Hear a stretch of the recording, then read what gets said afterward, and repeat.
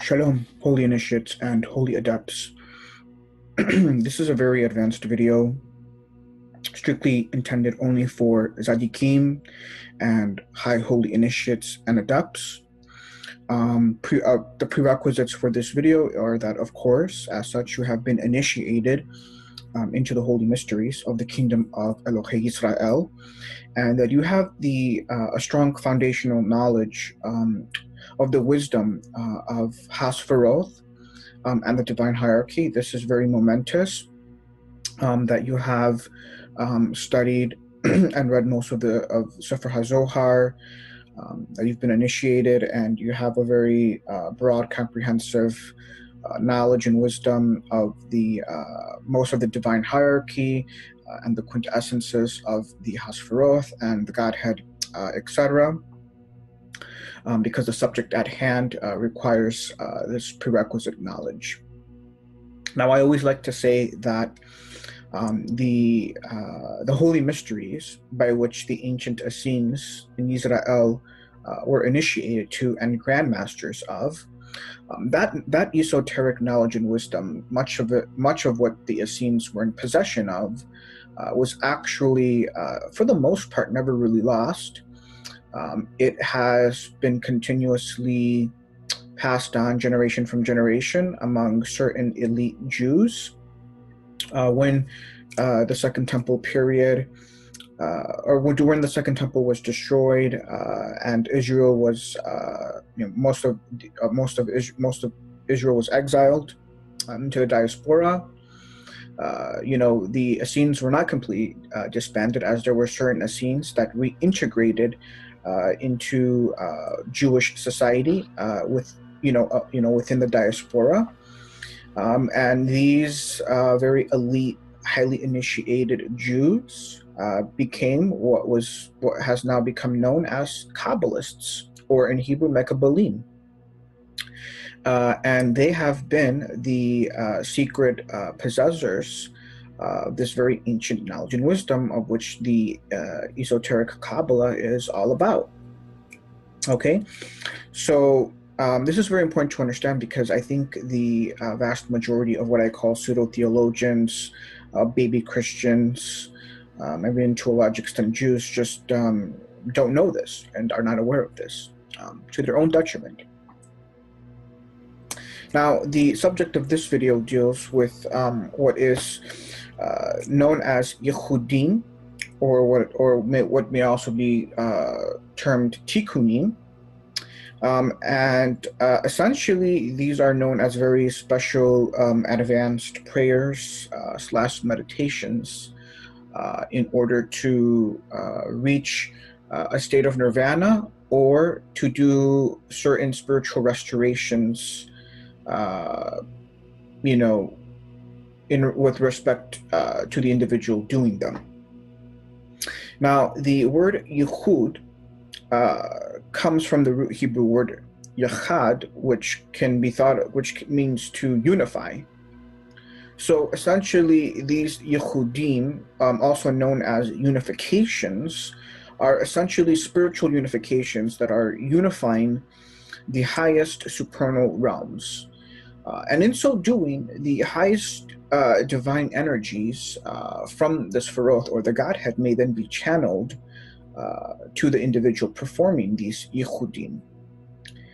And so, as a result of these Yihudim, we may say that the highest supernal realms are being unified and thus restored, thus allowing restoration to take place below. As above, so below. Now, Yehud, of course, every Hebrew word has 7 meanings, and primarily Yehud actually means conjugal union, okay? Of course, between a man and a woman. And so essentially, quintessentially, these Yehudim, when performed,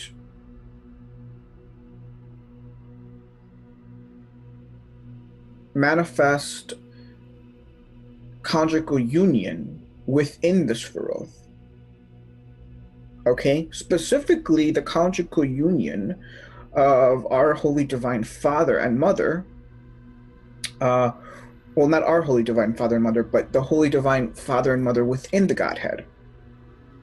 So we have to understand respectively that the Divine Father and Mother within the Godhead, okay, with respect to the Godhead, are always in a state of conjugal union, as is taught in the esoteric Kabbalah, okay?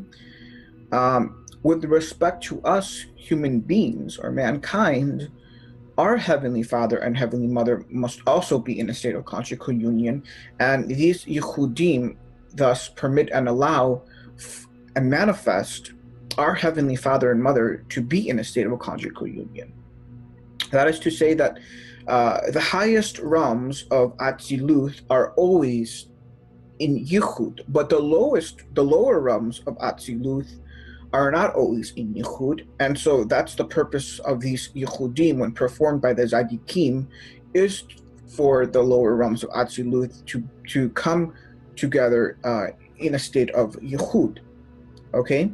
So quintessentially, most of these Yichudim deal with the conjugal union of the Holy Divine Son within the Godhead, which is Zadik, and the Holy Divine Daughter within the Godhead, which is Shekhinah, and bringing together our Heavenly Father and Mother, okay? So essentially, the main function of the Yichudim is to unify the entire archetypal divine family, okay, which is essentially Hasfaroth, or the Godhead, which are the Father, Mother, Son, and Daughter, okay? But quintessentially, it is to stimulate conjugal union between the Son and the Daughter, which are our Heavenly Father and Mother. Now, I wanted to read here a selected passage from Sefer Tikkun HaZohar, found in Tikkun number 56 in folio 90a. Giving us a little taste of this knowledge, it states, in Hasfaroth will be found Father, Mother, and Son, like one in Bina, which can be permuted as Bain Yah, which is the son of Yah, and nakedness is not there. And you will find them below, brother and sister, both of them in conjugal union. The brother is the middle pillar, Daleth is his sister, and both of them are one without separation. Based on this principle, Zadik is the singularity of all of them, and because of this, below, Zadik is required to unify the letters of the Tetragrammaton with his Shekhinah, which is near to the offering of the Tetragrammaton. Now, this is my own personal English translation of the underlying Aramaic. And essentially here we are, the passage is essentially covering some of the basics, essentially that the Sefirot, or the Godhead, are composed of the Father, Mother, Son, and Daughter. And essentially the main divine point is to bring Zadik and Shekhinah into conjugal union, thus unifying the holy letters of the Tetragrammaton, which represent these four basic divine emanations. Now, let us speak on the high divine separation. This is very momentous to understand. We need to understand, based on our mastery of the, secret holy mysteries, that our Heavenly Mother, which is the Divine Heavenly Daughter, is separated from the rest of the Sefirot, or the Godhead, right? This is the great mystery of the ancient oracle found in Sefer Yeshayahu in chapter 50, verse 1, that states, "Thus saith Adonai, where is the bill of your mother's divorcement, whom I have put away? Or which of my creditors is it to whom I have sold you? Behold, for your iniquities have ye sold yourselves, and for your transgressions is your mother put away." Okay? So as a result of the constant violation of the Holy Covenant of the Torah by Israel, our Heavenly Holy Mother has been put away and exiled with us. This is most lamentable, of course. And many of us Saddukim weep on a daily basis for this state of Shekhinah for already a few thousand years. Okay? This is also the great mystery in the ancient oracle found in Sefer Zechariah in chapter 14, verse 9, that states, "And Adonai will be the king over the entire earth. On that day, Adonai will be one and his name one." Thus telling us that currently and in the past, he has not been one. He is not in a state of unification. But on that day which is coming very soon in our generation, he will be one again. He will be united with his Shekhinah. So the whole point here is that Shekhinah is currently separated from HaKadosh Baruch Hu in exile with us, her children, the sons of Israel. So this then brings us to the Yihud of our heavenly parents, okay? Now, I'm going to explain here some very, very esoteric, very advanced holy mysteries, and I'm going to be speaking on a commentary on a certain verse in the Torah that is found in Sefer HaZohar in Book 3 in Folio 77. And this is a commentary on Sefer Vayikra, chapter 20, verse 17, where the verse reads, "If a man shall take his sister, his father's daughter or his mother's daughter, it is chesed, which is an abomination." Okay, so on the literal level, this is level 1. The verse is essentially prohibiting a son from engaging in sexual relations with his sister. This is essentially a prohibition of sexual relations between a brother and a sister. Okay? Now, we need to understand that chesed, as with many Hebrew words, has multiple meanings. On one level, chesed may signify, as in this verse, an abomination or a disgrace, but on another level, very interestingly, it may also signify loving kindness. So what's going on here? Well, the Zohar, that is the Rashbi here, explains a very great profound mystery based on this, found in this verse. Okay, if we read it on a much more mystical, recondite level, we may then translate the verse as, "If a man shall take his sister, his father's daughter, or his mother's daughters, it is loving kindness, and therefore not an abomination." So we have two aspects or two levels to this verse. One dealing with the highest supernal realms, and the other dealing with the lowest realms, which is our realm. Essentially, there are two parts to the verse. Okay? The more mystical recondite level deals with the conjugal union of the holy divine brother and holy divine sister, which is Zadik and Shekhinah. And when they are in a state of conjugal union, which is supernal incest, so to speak, it is chesed, which is loving kindness. This is what we seek. This is what we desire. Okay? And this is the great secret and mystery behind the ancient oracle found in Sefer Tehillim in chapter 89, verse 3, that states, the universe is built by chesed. Now, on the literal level, the verse is saying that the universe is built by loving kindness. But Kabbalistically, we, high initiates, read it on a more mystical recondite level as the aeon is built by chesed, or loving kindness. A reference back to this verse in Sefer Vayikra. That is, the aeon or emanation in reference here is Shekhinah, and she is built, strengthened, through the loving kindness of conjugal union with her brother Zadik. Okay? Now this also relates, as Sefer HaZohar explains, goes back to the beginning of the universe, specifically the first age, which was the golden age in the Garden of Eden, when the initial population was less than a handful.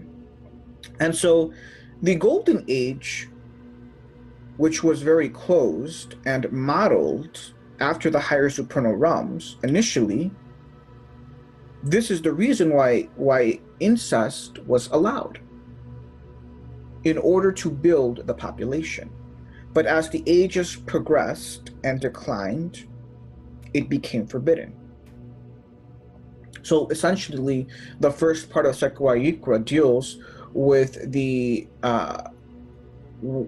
permittance of of conjugal union and incest between the holy divine brother and sister, also referring to their images in the Garden of Eden during the Golden Age, of which the same conjugal union occurred in order to increase the population.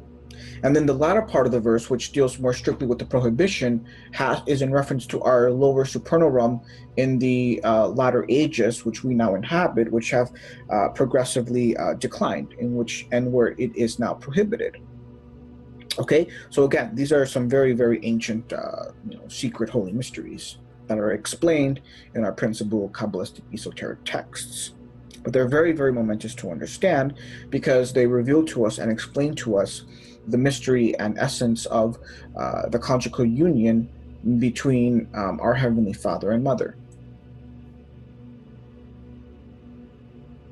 Now, I want to begin with what I consider the archetype of all the Yihudim, or unifications, okay, which quintessentially is the Shema, which is the main core liturgical standard prayer of all us Israelites and Jews, which is found in Sefer Devarim chapter 6:4, which states, Shema Yisrael Eloheinu Adonai Eloheinu Echad. And this quintessentially is the Yichud of all Yihudim. And again, quintessentially, we find three divine names in the Shema. And these three divine names are, of course, Eloheinu, which is our gods, Adonai, the Tetragrammaton, the name above all names, and a second repeat of Eloheinu, our gods.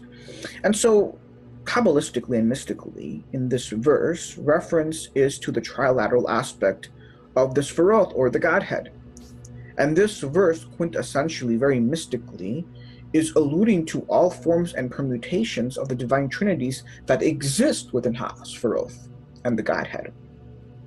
Okay, and for over thousands of years, this was a very great holy mystery that was kept for most of Israel, with the exception, of course, of the high initiates and adepts and grandmaster Kabbalists. Okay, now, even now in our generation, there are many ignorant Christians that do not believe in the Trinity and consider it a heretical doctrine, a false doctrine. And then we have the Jews who have no conception of the Trinity, unless you are a Jew like myself, who is a grandmaster Kabbalist, or a highly initiated Kabbalist for that matter. So I thought it's going to be very fitting and necessary to have a little tiny disquisition on this most ancient esoteric holy mystery. So let us begin with a few proofs of this supernal Trinity, of which there are many forms within the Godhead. Now, we read in Sefer Tikkunei HaZohar, in Tikkun number 21, in folio 42b, speaking on this great holy mystery, it states, two ancient ones descended. The supreme ancient one came between them and said, Behold, we are one, and three we were, and now we are one, Elohim certainly. Now understand here that Elohim means gods. It's in the plural. So here we have a very, very esoteric mystical allusion to the Trinity in one of our most ancient esoteric Kabbalistic texts. Please duly note this. We also read in Sefer HaZohar in Parashat Shmini, that is in Book 3 in folio 36a, it states, there are three lights in the upper holy divine, united in one, and this is the foundation of the doctrine of everything. This is the beginning of faith, and everything is concentrated therein. Now, if you didn't know any better and were reading this, you would think this would be an ancient Christian text of some sort. But no, no, no. It's as Jewish as it gets. A most ancient secret Jewish text, that is. And then you can begin to understand why Christianity is a function of ancient Judaism, which unfortunately cannot be said of its existence and state for the past 800 years or so. We also read in Sefer HaZohar in Book 3 in Folio 162a in Parashat Shelalecha, it states, 2 persons are in the divinity, and a third, emanating mutually from them, is associated with them. And so now there are 3, but if 3, yet it is only 1. This is the mystery of what is written, Shema Yisrael, Eloheinu Adonai Eloheinu Echad. Here it has the same understanding of the great mystery encrypted and encoded within the Shema. But let us also read one of my favorite passages from a very ancient Christian Tzaddik or Kabbalist. And this was an ancient Christian Tzaddik who was, well, rather highly initiated, I must state. He states, "But I cannot lament at the extreme ignorance of the Jews who are ignorant of the true theology, for they, continuing a long time in Egypt and learning polytheism there, the all-wise Elohim didn't think fit plain to reveal to them the mystery of the Trinity, that they might not under that pretext fall into the polytheism of Egypt. And yet he did not altogether conceal the doctrine of the Trinity from those who were to come, sowing some of the seeds of the true theology, and therefore he gave the Torah under the representation of one, but did enigmatically insinuate the Trinity. For those words, Hear, O Israel, our Elohim, Yahweh, our Elohim is one." Well, looks like I guess some of the texture got cut off, so I apologize for this, but essentially this is here, the texture is enough to bring the point across, which he has the same mystical understanding of the Shema. And this is Theodoret of Cyrus, who lived, I think, in the 4th century AD about. I had the citation here in the slide, but part of the texture got lost somehow, some way, and the citation here is lost, so I apologize for this. But moving on, again, speaking again on these very holy Yihudim or Tikkunim, we need to understand that these Yihudim quintessentially unify the emanations within the Godhead to bring unity below. And the Shema is essentially the most powerful and potent Yihud, and this is the reason why it is recited 3 times a day on a daily basis, okay? If you're not doing that, you should definitely be doing that. And all other Yihudim are essentially images of this, thus providing tikkun or restoration. Now, I will add and state that, there are, while I consider the Shema as an archetype of all Yihudim, what branches out from this main Yihud are what I would call, exoteric Yihudim and esoteric Yihudim. And the esoteric Yihudim are extremely potent and powerful, so potent and powerful that they might even be more powerful than the Shema, because they can initiate states of nirvana and spiritual ecstasy, etc. And so these very ancient esoteric Yihudim are very, very powerful, more than likely more powerful in a sense than the Shema. So it is important to understand that. Now, in conclusion here, essentially the operations of these Yihudim are essentially verbally expressing the unity of Hatzrot or Elohim, right? The Shema is a perfect paragon of this, right? You are verbally stating an ancient Hebrew verse that is verbally expressing the unity of Elohei Israel, okay?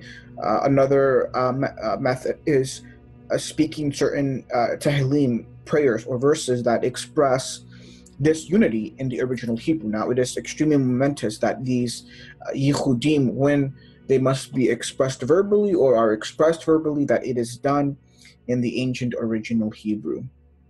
Okay, and it should also be understood that there are some very subtle and momentous differences between modern Hebrew and ancient Hebrew. So it's also very important to learn how ancient Hebrew is sounded and pronounced, because there are many times where a modern Hebrew does not match or align with ancient Hebrew. This is very important to understand. Um, Most of the operations of Yihudim are actually meditations on the Tetragrammaton and other divine names that are given. And so a core and large component of Yihudim is actually meditating. So this is going to be, these are going to be meditations which can come in different forms of these divine names that you'll find in these secret Kabbalistic books.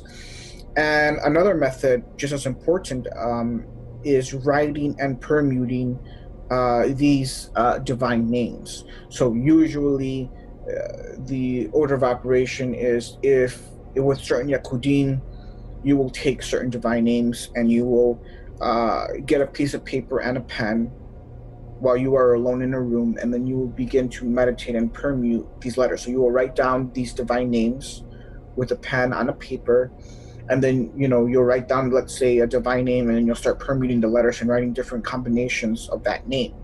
And you'll do this for a while, and then you can then proceed to the next stage, which would be total meditation on these divine names. And I don't want to get into the very specifics of how these some of these operations are performed, how these meditations are performed. I'll probably do that in another video, but this video is essentially meant to be an introduction into Yihudim or Tikkunim, essentially. So that concludes this presentation. Shalom, Amen.